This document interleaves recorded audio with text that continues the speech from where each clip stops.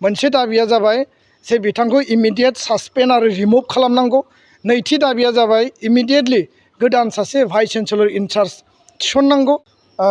दुलाराय बर' फरायसा आफाद आरो गुबुन गुबुन आफाद जथायै चिरां आरो क'क्राझार जिल्लानि मददाव लाइस्राम लादु सिं बिथां भिसिनि जि मोनसे एलिगेसनमोन बे अलरेडि प्रुफ जाबाय आरो बिथाङा सासे एक्यूज्ड एरेस्टेड आन्डार सेक्सन जि केस नं 1/2022 आरो सेक्सन बेयाव बहायदों 120B 409 420 प्रिभेन्सन अफ करापसन 1988।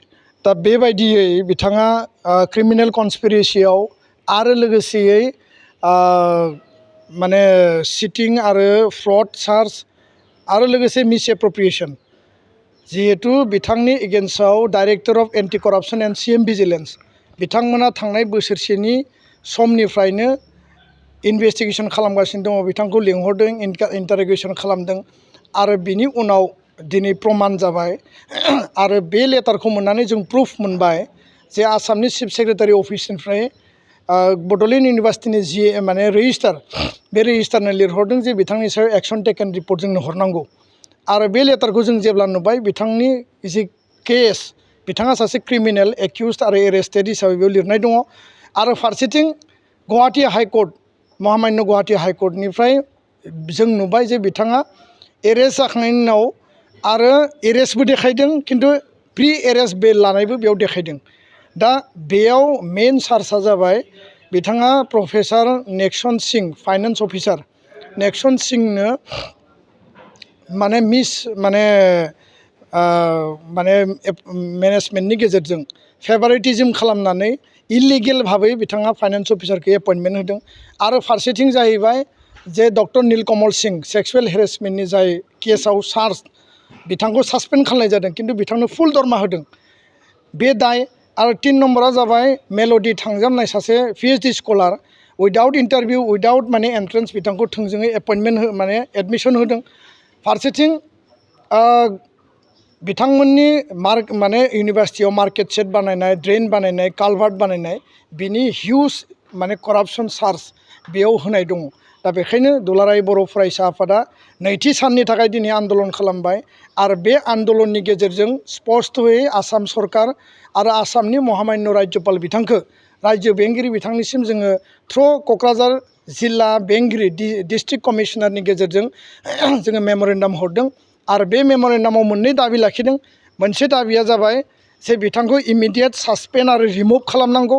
नैथि दाबिया जाबाय इमिडियेटलि गोदान सासे भाइस चेन्सेलर इनचार्ज थिसननांगौ जाहाथे जोंनि बड'लेण्डनि जि हालामाव गायसनजानाय बर'फोरनि आन्दलननि गेजेरजों थैनि बिनिमयाव आत्म बलिदाननि बिनिमयाव जोङो प्रेस्टिजियास मर्यादापुर्न मोनसे जि इनस्टिटिउसन मोनबाय बे सासे जुदि क्रिमिनेल जायोबा बे सासे जुदि एक्यूज जायोबा एरेस्टेड जायोब्ला बिनि आन्डाराव बे इउनिभार्सिटिया दायो सेकिउर्ड नङा। दा बेखायनो बिथांखौ रिमुभ खालामनांगौ आरो गोदान VC हरनांगौ। आरो बिथाङा जि दायाव दा क्रिमिनेल कनस्पिरेसियाव चार्ज जानानै दङ बिथाङा दिनै एरेस्ट जानानै आरोबाव बे बिबानखौनो बिथाङा नागाराखै बेलाव दङ। दा जोंनि दाबिया जाबाय बिथांखौ रिमुभ खालामनांगौ नङाब्ला बिथाङा दाख्लैबावै मा खालामदों फुंनि 7टा बाजियाव इउनिभार्सिटियाव फैनानै गोबां नथि पत्र कागज तथ्य पाति बिथाङा लानानै गुवाहाटियाव साननै गायब जानानै थाहैदों। आरो बिनि उनाव मैया फैदों। मैया फैनानै बिथाङा क'क्राझारनि डिस्ट्रिक्ट कमिशनार आरो SP बिथांमोनखौ फन खालामदों जे एबसुआ आंखौ होखारनानै अफिसाव ताला मारिदों। हयरेस बिथाङा फुंनि 7टा बाजियावनो खारनानै थांदों। जों आन्दलन खालामदों 12टा बाजियाव। बिनि उनावसो फिन जाहाथे बिथाङा तथ्य पाति खावनो हाया मानो होनना बुङोब्ला बिथाङा दायाव चार्ज जानानै दङ। आरो हाइकर्टनिफ्राय अर्डार दंखायो रावखौबो मेनेजमेन्ट खालामनाय सोरखौबा माने बिथाङा माने कनभिन्स खालामनो नाजानाय इनफ्लुयेन्स खालामनो नाजानाय बेबायदि कुनु बिथाङा जाहाथे स्टेप लाया बे बाथ्राखौ हाइकर्टआ अर्डार होनानै दोनदों। खिन्थु बिथाङा बेबायदि खामानिखौ मावबाय थादों आरो बेखायनो जोंनिफ्राय बे एक्सनखौ लानाय जादों।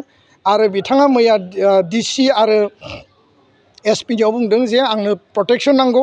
जाय मानसिया अलरेडि आयेननि नोजोराव एक्यूज्ड दण्डनीय जायहा दायनिगिरि हिसाबै माने पानिश जाबाय बे मानसिया जुदि आयेननि प्रटेक्शनाव थायोबा बे माबायदि जालायखो बेखायनो जोङो डिसि आरो एसपि खौ दिनै खावलायदों खुनु कारनाव बे आइननि भाबै प्रटेक्सन मोननाङा महामान्य राज्यपालखौ खावलायदों 1 मिनिट 1 सेकेन्डनि थाखायबो जाहाथे बिथाङा बेयाव जाहाथे भिसि जानानै थानो मोना आरो आसामनि गिबि मन्थ्रिखौ खावलायदों सोलोंथाइ मन्थ्रिखौ खावलायदों जे जाहाथे बिनि सायाव एक्सन लानानै गोदान जोंनो भिसि हरो बा जोंनि बिटिआरनि माने चिफ बिथांखौ जोङो खावलायदों जे बिथाङा गार्जेननि रल लानानै लकेल जिहेतु काउन्सिल सरकार दङ आरो बे हालामावनो जिहेतु इउनिभारसिटिया दङ बिथाङा जाहाथे इनिसियेटिभ लानानै बिथांखौ एक्सन लानायनि गासै प्रक्रियाखौ राज्यपाल आरो चिफ मिनिस्टारजों कअर्डिनेट कमिउनिकेसन खालायो बिनि थाखायबो जों दाबि दैखांदों दिनैनि उनाव जोङो सप्ता खनसे टाइम होदों जुदि सरकारा जेबो एक्सन लायाबा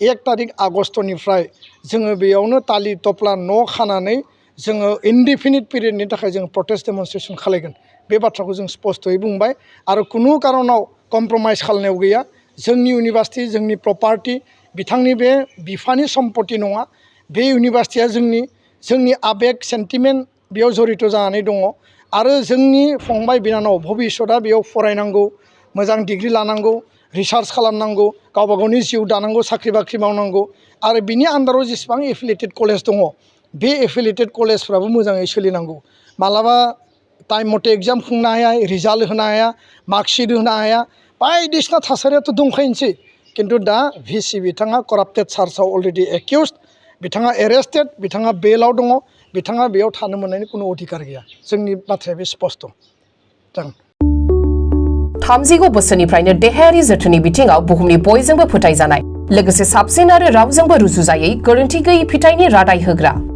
एप'ल' डायग्नोस्टिक्सआ नोंथांमोननि साखाथियाव सौफैबाय बे एप'ल' डायग्नोस्टिक्स सेन्टाराव थैजों सोमोन्दो थानाय गासिबो बेराम कोविड-19 बेराम खि हासुदै आरो गुबुन गुबुन बेरामनि आनजाद खालामनाय जायो नोंथांमोनहाबो आनजाद खालामफैजानो हागोन थंआ जाबाय क'क्राझार टाउननि मालदां बाजारनि साखाथियाव थानाय रिलायन्स पेट्रल पाम्पनि उल्टाथिं